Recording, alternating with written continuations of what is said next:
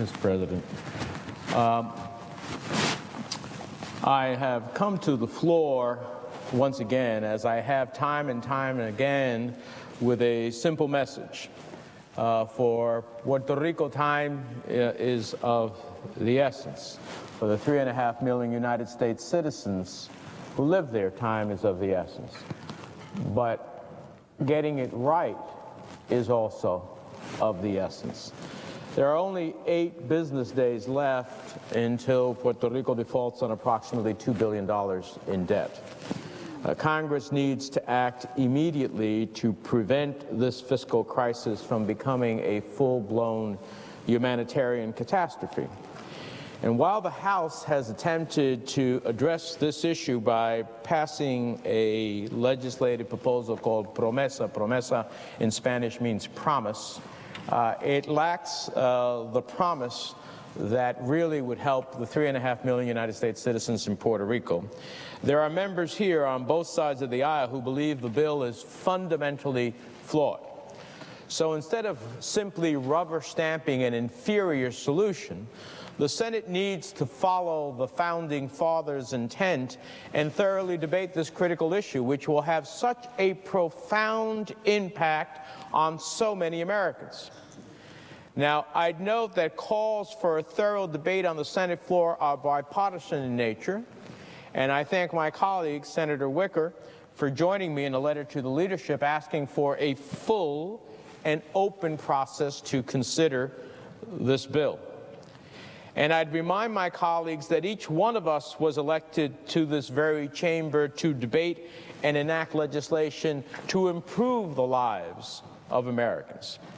But I fear that instead of a robust debate and thoughtful consideration of amendments to improve this bill, those who wish to see the House bill signed into law as drafted are going to delay and delay and delay until the last possible minute. Just like they did today, they're going to prevent us from debating this until next week, and then they'll tell us it's too late to make any improvements to this bill. As a matter of fact, every article that I've read suggests that that's exactly the tactic that is being pursued. So I come to the floor because it's not a new or novel tactic to quell dissent with the threat of a deadline. But just because it's been done before doesn't make it right. How can we as United States senators shirk our responsibility when the people of Puerto Rico are at the edge of an abyss? They need our help, and they need it today.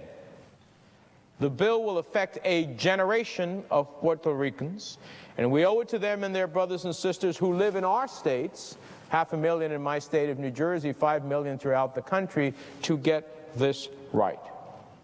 Now, let me once again remind everyone of my colleagues how deeply flawed this legislation is. First, the fate of 3.5 million American citizens will be determined by 7 unelected, unaccountable members of a so-called oversight board that will act as a virtual oligarchy and impose their unchecked will on the 3.5 million United States citizens on the island of Puerto Rico. As the nonpartisan Congressional Budget Office states, the board would have broad, sovereign words have meaning, sovereign powers to effectively overrule decisions by Puerto Rico's legislature, its governor, and other public authorities. It can effectively nullify any new law or policy adopted by Puerto Rico that did not conform to the requirements specified in this bill. So the elected representatives of the 3.5 million United States citizens on the island of Puerto Rico, they just don't get listened to. They can have their decisions overruled by a non-elected board for which there is no guarantee that there will be any representation by those who are elected to recommend to this board anyone to be placed on it. Even the bill's own author noted in the Interior Committee's report, quote, "The Oversight Board may impose mandatory cuts on Puerto Rico's government and instrumentalities," mandatory cuts, "a power far beyond that exercised by the control board established for the District of Columbia." If the board, in its sole discretion, which those words have enormous meaning, if my colleagues take the time to read the bill as I have twice fully from the beginning to the end, 29 times the bill says that the board, in its sole discretion, not the Congress's discretion, not the bankruptcy court, not anybody, not the legislature of Puerto Rico, not the governor of Puerto Rico, no. The board, in its own sole discretion, 29 times, uses the superpower that this bill allows it to have to close more schools, shutter more schools, more hospitals, cut senior citizens' pensions to the bone, if it decides to hold a fire sale and put Puerto Rico's natural wonders on the auction block to the highest bidder, if it puts balanced budgets ahead of the health, safety, and well-being of children and families, similar to how the control board travesty that unfolded in Flint, Michigan. Without their voices represented on the control board, there is nothing that the people of Puerto Rico will be able to do. Now think about this. How many here in this legislative body would allow such a board to take control over their state, no matter what their economic woes? The people on the island deserve a transparent oversight board where their voices and concerns are heard, not muted, where the deals made with creditors are in the best interests of the people, not just hedge funds. The fact that the Puerto Rican people will have absolutely no say over who is appointed or what action they decide to take is blatant neocolonialism. Second, I've said this before and I'll say it again, any solution needs a clear path to restructuring. That's the only reason to do this legislation anyhow, is to give Puerto Rico a clear path to restructuring in the bankruptcy court under the edicts of the bankruptcy law. The unelected control board created in this bill will have the authority to decide whether Puerto Rico's debts are worthy of restructuring. So let's not fool ourselves in believing it's a sure thing that this bill guarantees the island the ability to restructure its debts in the first place. Instead, this 7-member board, it would take a supermajority of 5-2 vote by the control board in order for any of the island's debts to be restructured. What does that mean? It means that 3 people, a minority of the board, could derail the island's attempts to achieve sustainable debt payments. And without any authority to restructure its debt, all this legislation will do is take away the democratic rights of 3.5 million Americans and leave the future to wishful thinking and a prayer that the crisis will somehow be resolved. Mr. President, I'm afraid we're opening the floodgates for Puerto Rico to become a laboratory for right-wing economic policies. Puerto Rico deserves much more than to be the unwilling host of untested experiments in austerity. Now, I'm not advocating to completely remove all oversight powers. To the contrary, I support helping Puerto Rico make informed, prudent decisions that put it on a path to economic growth and solvency. But despite its name, the oversight board envisioned by this bill doesn't simply oversee, it directs, it commands, it doesn't assist, it controls. So, Mr. President, the Senate has an opportunity to change that situation. We have a chance to improve this bill and strike the right balance. Now, I would like to have the opportunity, and I welcome others as well, to offer a number of targeted, common-sense amendments to restore a proper balance and ensure that the people of Puerto Rico have a say in their future. By the way, since they're going to have to live with the tough consequences that are coming no matter what, It is always better when you have stakeholders engaged in the process to have a say about their future, and to temper the powers of the control board and give the people of Puerto Rico more of a say of who's on the board. And I encourage my colleagues to do the same, to offer amendments that they feel will improve the bill. I know, as all of us know, success is never guaranteed, but at the very least, the people of Puerto Rico deserve a thorough and thoughtful debate on the Senate floor. I do not take lightly, nor should my colleagues, a decision to infringe upon the democratic rights of the people of Puerto Rico. The 3.5 million American citizens living in Puerto Rico, their 5 million family members living in our states and in our districts, in New Jersey, in New York, in Florida, in Pennsylvania, in Ohio, just to mention a few, in Connecticut, deserve more than the Senate holding its nose to approve an inferior solution. So I hope the majority leader stands true to his word when he said, quote, "We need to open up the legislative process in a way that allows more amendments from both sides." Well, both sides are calling for amendments to this bill.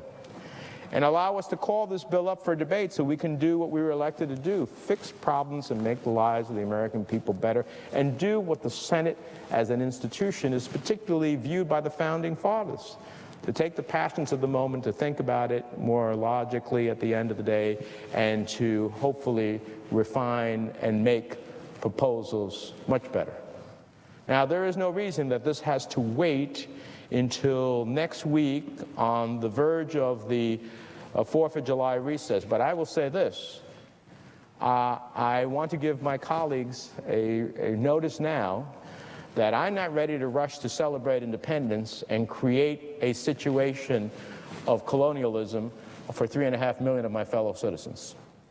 So I hope we will get an early opportunity to debate this bill, offer amendments, and we'll see how it falls then. So in view of that desire, I ask unanimous consent to lay before the Senate House Message S-2328 that the motion to concur with an amendment be considered made and agreed to with no intervening action or debate. Mr. President, I'm disappointed but not surprised.